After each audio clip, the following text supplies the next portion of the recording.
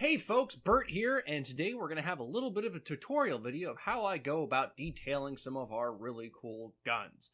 So, the current project that I'm working on is the M96 Mattock from Mass Effect. Now, you guys have already seen, pretty much what I did. Now, what I do whenever I make a 3D model is obviously you have the model. You have the PLA, whatever color or whatever filament you use, you have the color it is.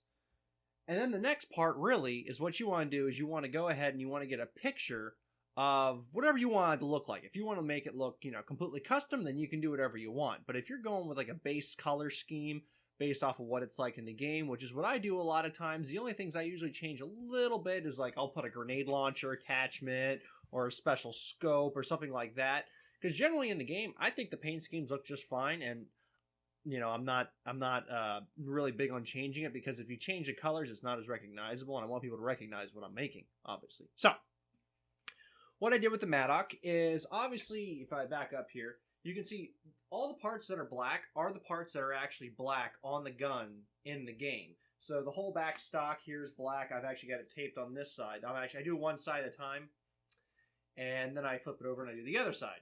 That way so I can say, oh, how did I do it on the other side? I just flip it over and boom, right it is right there. So I know it's exactly the same, provided I want it to be. So what you'll do is you want to find the one color that has the least amount of color on the entire model. So if, let's say, only the barrel here was red, let's say, I would spray paint this first. Spray paint it red, wait for the paint to dry, and then I'd tape it. And then I'd find the next color that's got, the least amount of color. And let's say, the rest of this then is black. So then this is taped. I wouldn't have to worry about getting any overspray on it. And then I would spray paint the rest of the model black. And then I would tape that like I am right now, obviously on this side if I turn it over. And then really, once, you find out, okay, if there's only three primary colors, red, up here there's red, and then there's black, obviously back here. And then the rest of this is, like in the game, it's kind of like a dark eggshell or almost a cream color. I'm actually going to use the color I used for the Halo railgun. I'm going to add a little bit of white to it.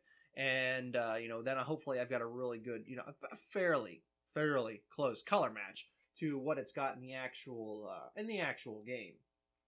And then what you do is once you've got, your black taped off, I just use regular, roll of painter's tape I got from Harbor Freight. It's like $1.99. Stuff's great. And then just a regular razor. And then you do it doesn't have to be perfect. I don't go for any of my models unless I'm making something for someone specifically, or I'm super picky about this particular model because it's got, it's really special to me. Yes, I will make it absolutely pristine, but a lot of times I don't really go for that kind of stuff, obviously. So once I tape off the rest of the stuff that's, got to be black in that, then I'll tape that off, and then I'll just go ahead and spray paint the rest of it, and then you let it sit. And then you want to let it all cure for about a day. And then you just pull off all the tape, clean it up, and a really good thing to do is if you have overspray on black is really, really easy to work with, because then you can just get some flat black acrylic paint, a little paintbrush, and you can go in and do little bits of detail on that, and it makes everything look a lot sharper, a lot cleaner, which is especially true with the railgun, because the railgun's really only two colors. So it makes it real easy to do, where everything else is a lot more colors. And then once I'm done, obviously making this look the primary colors, I'm then going to make a video of going through and detailing it to make it look roughed up. And usually I could detail this gun to make it look roughed up in about 2 minutes, maybe a little less. It depends all on how roughed up you want it to be and what kind of a roughing you want it to be. If you want to make it look like this thing's been sitting in the mud, or if you want to make it look like it's just been, you've used it to melee the shit out of everything in your way. Again, because that's what I do generally. I keep shooting it, and then when I get close enough, if it's still alive, I hit it until it dies.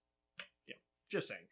So, I'm going to go ahead and fast forward to the next part of the video here. So, boom! And we're back. So, I've finally gotten it all taped up and painted. So really all I ended up doing was going ahead and taping the rest of it equally on both sides, giving myself enough wiggle room that in case if I did have this cream colored, I don't know really what you want to, like a taupe, I guess. It's kinda, I'm looking at the picture here, that's pretty much what it is. If it runs over onto the black, I have black matte paint, so I can just paint it in, which will be really easy. So what we want to go do now is go ahead and do the reveal, or whatever you want to call it. So we just go ahead and take some of the paint here and take it on off. Now, as we can see right here, we've got a little bit of a, a little bit of a bleed through. No big deal. Perfectly acceptable. Not worried about it at all. Go ahead and take it off this side. That side, much cleaner of a line, which is very good. Now, obviously, whenever I go through and I make this look weathered, it's going to look a lot better. And this will all be a lot less noticeable. So, that'll work out in our favor, obviously. But we're going to go ahead and take the rest of this stuff off.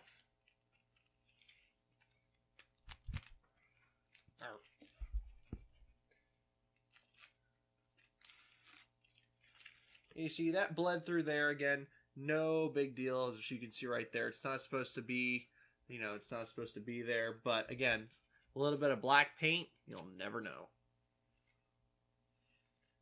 Go ahead and do the barrel here.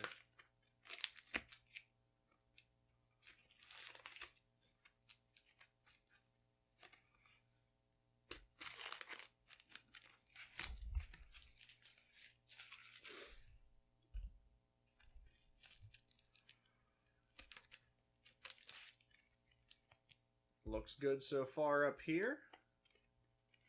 And then we'll go ahead and we'll do the other side. That side looks like it came out very nicely. Go ahead and throw all this tape away. All right. Now comes for the primary back end here. So just find a good spot to start with and start peeling tape off.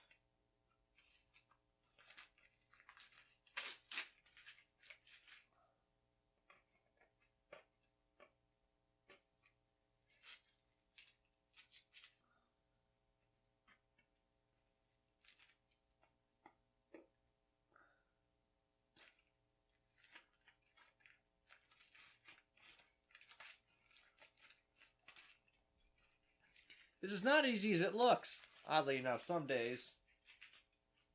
Mind you, I'm also very tired, so that may have a little bit to do with it. I've been playing the hell out of Deus Ex Mankind Divided since it came out, so I am very close to beating it on the hardest difficulty. So I've got a lot of fun stuff I'm working on. I'm really anxious to get back to that too, but I've played it enough today, so... go ahead and pull it off the back here. Oh my.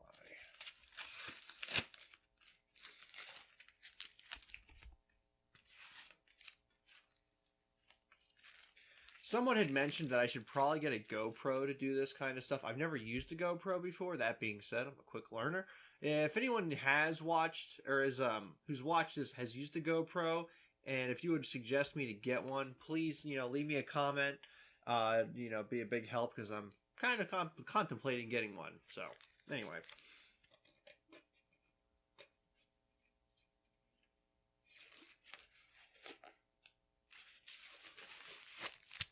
Alrighty. And that is pretty much it. So now we've got our two basic colors for our Mattock. Now, obviously, this was a quick build. This wasn't designed to be, super high quality. I do have some, if I show the picture here, I have lines here. And I'm not quite sure why the 3D printer is doing that. I think it's actually this specific roll of filament. I've used the same color, the same brand, and I'm wondering if it's just this particular roll where the filament's not binding quite as well. I don't know.